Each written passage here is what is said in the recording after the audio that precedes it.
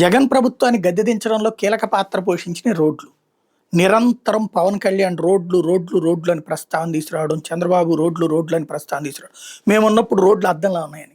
ఆయన ఉన్నప్పుడు కూడా చంద్రబాబు గారు 14 వచ్చాక 15 మధ్యలో రోడ్లు సెట్ చేశారు. ఆ తర్వాత గుంటలు అట్లాగే ఉంటూ వచ్చినాయి. మధ్య మధ్యలో పుడుస్తూ వచ్చారు అంతే. రోడ్లు అప్పుడు అట్లాగే ఉన్నాయి. అవి జగన్ వచ్చాక రోడ్లు వెయ్యలేదు, రోడ్లు పూడ్చలేదు. అది జగన్కి మైనస్ అయింది. చివరిలో కళ్ళు తెరిచాడు, అప్పటికి అయిపోయింది. సిమెంట్ రోడ్లు కూడా కొన్ని చోట్ల వేశారు కానీ అప్పటికే జరగాల్సిన డ్యామేజ్ అంతా జరిగిపోయింది. ఏదైతే దాన్ని బాగా హైలైట్ చేయడంలో కూటమి సక్సెస్ అయింది. ఇప్పుడు ఈ ప్రభుత్వం వచ్చాక రాగానే చక్కగా గుంటలు పూడ్చారు. చాలా చోట్ల పెద్ద పెద్ద గుంటలకు కూడా రోడ్లు వేసినట్టుగానే వేశారు. సీన్ కట్ చేస్తే గుంటలు పూడ్చడం వేరు, రోడ్లు వేయడం వేరు. గుంటలు పూడ్చినటువంటి చోట్ల మళ్ళీ అప్పుడే గుంటలు వచ్చేసినాయి ఈ వర్షాలకి.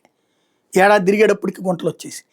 అలాగే ఎన్డీబీ లాంటి పథకాల ద్వారా గతంలో చంద్రబాబు టైంలో తీసుకున్నటువంటి రోడ్లు, ఏది ఆర్ఎన్బి రోడ్లను ఎన్డీబీ కింద వేద్దామన్నారు. అది మధ్యలో ఆగిపోయింది. జగన్ అది కొనసాగించలేదు. ఎందుకంటే నిధులు తీసేసుకుని వాడేసుకున్నారు, రోడ్డు మాత్రం కాంట్రాక్టులకు ఇవ్వలేదు అంటూ మధ్యలో వదిలేశాడు జగన్. అది టిట్కో ఇళ్ళు నిధులు వాడేసుకున్నారు కానీ అక్కడ లేదు అన్నటువంటి కారణంగా జగన్ ఆపేశాడు.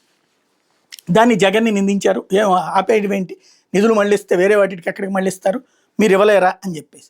ఇప్పుడు మళ్ళీ అదే ఎన్డీబీ రోడ్లు ఎక్కడ వేసిన గొంగళి అక్కడే ఉంది అన్నటువంటి పాయింట్ని ఈనాడు హైలైట్ చేసుకొచ్చింది. ఎన్డీబీ రోడ్ల మీద నిర్లక్ష్యం ఎందుకు, వైకాపా సర్కార్ పట్టించుకోలేదు, కూటమి ప్రభుత్వం వచ్చాక గుత్తేదారులకు బకాయిలు చెల్లించింది, ఇప్పుడు మళ్ళీ బిల్లులు పెండింగ్లో ఉన్నాయి, దీంతో పనులు నిలిచిపోయినాయి అన్నట్టు. ముందు రోడ్లు ఉన్న గుంటలు పూడ్చి రోడ్లు పూర్తిగా వేయడం ఒక ఎత్తు. అవుట్స్కట్స్లో ఊర్లు పెరిగిపోయినాయి, కాలనీలు పెరిగిపోయినాయి, ఏరియాలు పెరిగిపోయినాయి. అక్కడ అసలు రోడ్లే ఉండట్లేదు. ఓ రకంగా చెప్పాలంటే పల్లె ప్రాంతాలే బెటర్ అనిపిస్తుంది, లేదా లేబర్ ఏరియాలో సిమెంట్ రోడ్లు ఉన్నాయి, అవే బెటర్ అనిపిస్తుంది. అట్లాంటి సిచ్యుయేషన్ ఉంది అక్కడ. అవి సీరియస్గా దృష్టి పెడితే బాబు గారి పేరుని చిరకాలం గుర్తుపెట్టుకుంటారు జనం.